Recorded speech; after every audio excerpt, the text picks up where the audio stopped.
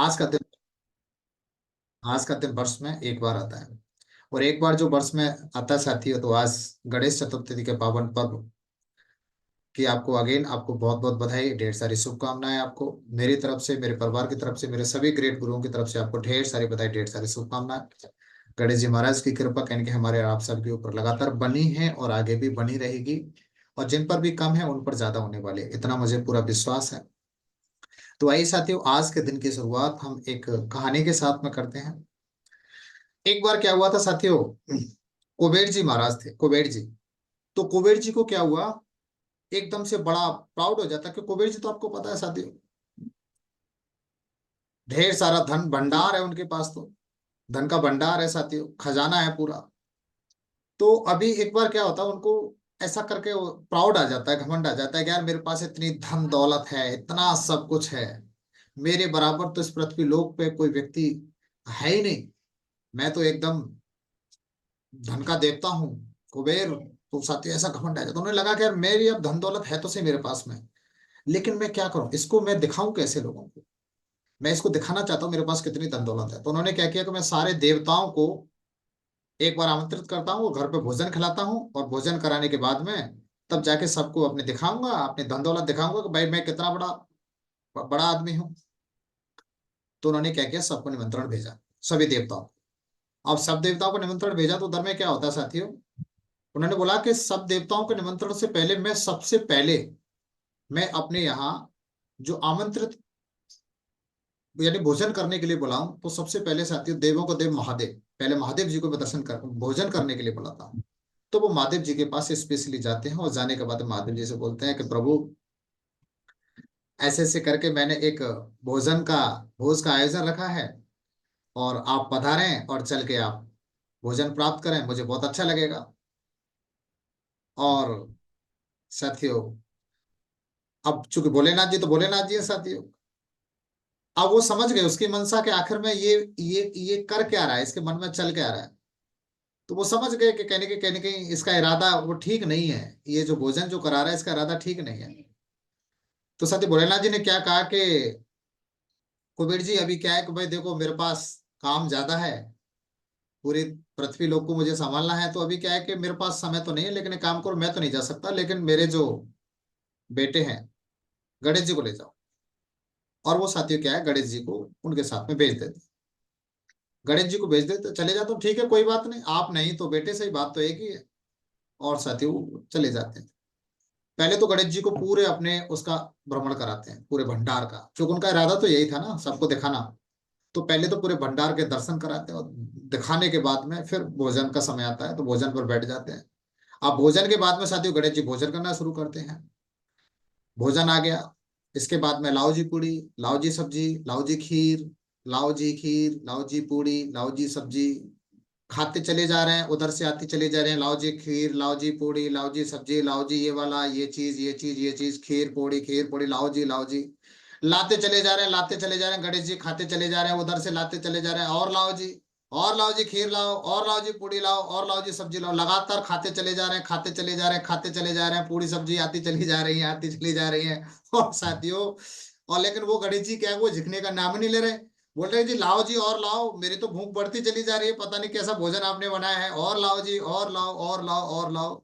साथियों अंत में क्या होता है, उन्होंने जो भोजन बनाया था सारा का सारा भोजन सभी देवताओं का था, अकेले गणेश जी खा जाते हैं, सारा भोजन खत्म हो जाता है। अब खत्म होने के बाद में वो समझ गए कुबेर जी कि ये कहीं ना कहीं ये तो प्रभु की लीला है, ये कहीं ना कहीं मेरी जो मुझे जो प्राउड आया, घमंड आया है, ये इसको खत्म करने के लिए कहीं ना कहीं इन्होंने ये जो लीला रच रहे हैं। और वो जाके प्रभु के सामने हाथ जोड़ के खड़े हो जाते हैं कि प्रभु जी, गणेश जी मुझे माफ करो, मैं समझ गया, भोजन तो खत्म हो गया, कि और भी लाओ, कुछ भी हो, फल फ्रूट जो भी कुछ खाने पीने की चीज हो सबको ले आओ। हाथ जोड़ के खड़े हो जाते हैं कि माफ करना मुझे, और मुझे अपनी गलती का एहसास हो गया, मुझे जो घमंड आया था, मेरा घमंड बिल्कुल चकनाचूर कर दिया आपने।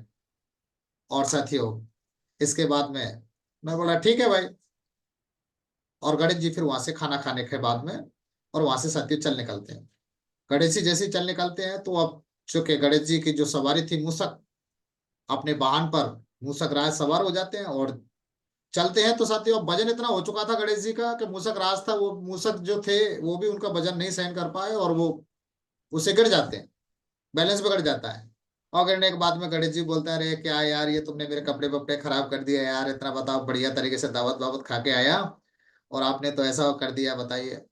अब वो गिर गए साथियों, तो कपड़े वपड़े खराब हो गए उनके। अब क्या था, ऊपर से मतलब एक तेज हंसी की आवाज आती है, हंसी की आवाज आती है। उन्होंने देखा कि ये हंस कौन रहा है, चारों तरफ देखा कोई भी दिखाई नहीं दिया। उन्होंने ऊपर देखा तो चंद्रमा जो हंस रहा था, चंद्रमा हंस रहा था। और साथियों चंद्रमा जो हंस रहा था, तो साथियों गणेश जी को एकदम गुस्सा आती है। गुस्सा आने के बाद में और वो उसे एकदम श्राप देते हैं कि तू मुझे देख के हंस रहा है, मैं तुझे श्राप देता हूं कि तेरी जो चमक है ना, जिस चमक की वजह से तुझे जो घमंड है, तेरी चमक आज से फीकी पड़ती चली जाएगी। और साथियों जैसे उनको वो श्राप देते हैं और एकदम से चंद्र देवता एकदम से आके उनके सामने माफी मांग लेते हैं कि गलती हो गई गणेश जी महाराज, गलती हो गई, माफ करो गलती हो गई। और इतना कहने के बाद में साथियों वो काफी गिड़गिड़ाने लगते हैं। अब उनका गुस्सा है गणेश जी का शांत हो जाता है। शांत होने के बाद में बोलते हैं कि भाई चलो ठीक है, देखिए मैंने आप जी को जो श्राप दिया है वो श्राप वापस तो नहीं होगा, वापस तो नहीं ले सकता, 100% खत्म तो नहीं होगा, लेकिन इसका जो प्रभाव है महीने में एक दिन तेरे ऊपर जरूर पड़ेगा। एक दिन महीने में जरूर तेरे ऊपर इसका प्रभाव पड़ेगा। अमावस्या की रात्रि को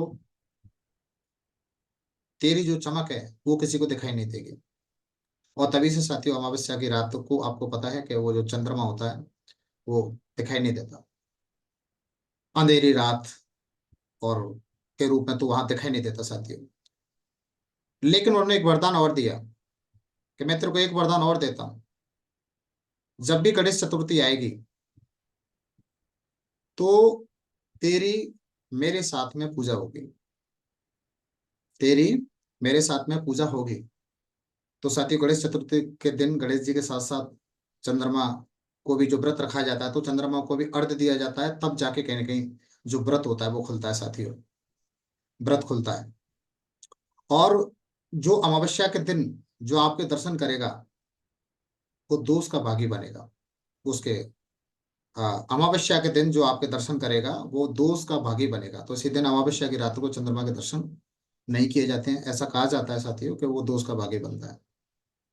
तो साथियों कहानी के माध्यम से आज आपने जाना, कहानी बहुत सारे मैसेज देती है ये। मैसेज एक तो ये कहानी मैसेज देती है कि कभी भी किसी व्यक्ति को अपने ऊपर घमंड नहीं करना चाहिए, चाहे वो धन संपत्ति संपत्ति का हो, चाहे और भी किसी भी चीज का हो। किसी भी व्यक्ति को प्राउड नहीं करना। प्राउड भी दो प्रकार का होता है, एक तो प्राउड स्वाभिमान, एक होता है घमंड। स्वाभिमान नहीं होना चाहिए, हर व्यक्ति को स्वाभिमान नहीं होना चाहिए, लेकिन घमंड नहीं करना चाहिए कि मेरे पास इतना पैसा है, मेरे पास ये है, मेरे पास ये है, मेरे पास में फलाना लेवल है, मैं इस लेवल पर आ गया, मैं तो जी गोल्ड बन गया। मैं तो जी जब कोई नया नया गोल्ड बनता है या नया नया पर्ल बनता है तो वो टीम से कॉलर उठा के बात करता है, तेरे को पता नहीं मैं तेरा सीनियर हूँ। मतलब उसकी टोन बदल जाती है बात करने की, तेरे को पता नहीं, तेरे को समझ में नहीं आता, मैं तेरा सीनियर हूँ, मैं तेरे प्लान दूंगा। और साथ ही टोन बदल जाती है लोगों की। तो चाहे लेवल आपका कुछ भी हो जाए, चाहे आप गोल्ड बनो, पर्ल बनो, कोरल बनो, टोपाज बनो, एमरल्ड बनो, रूबी बनो, ओपल बनो, डायमंड बनो, डबल डायमंड बनो, ट्रिपल डायमंड, कुछ भी बन जाना, कभी भी साथियों लेवल का ईगो नहीं करना है। हमें बिल्कुल भी नहीं करना। ईगो जब जब आता है तो साथियों ईगो हमेशा आपको पता है बड़ा नुकसान दे के जाता है, बड़ा नुकसान दे के जाता है। ईगो बिल्कुल भी नहीं करना है।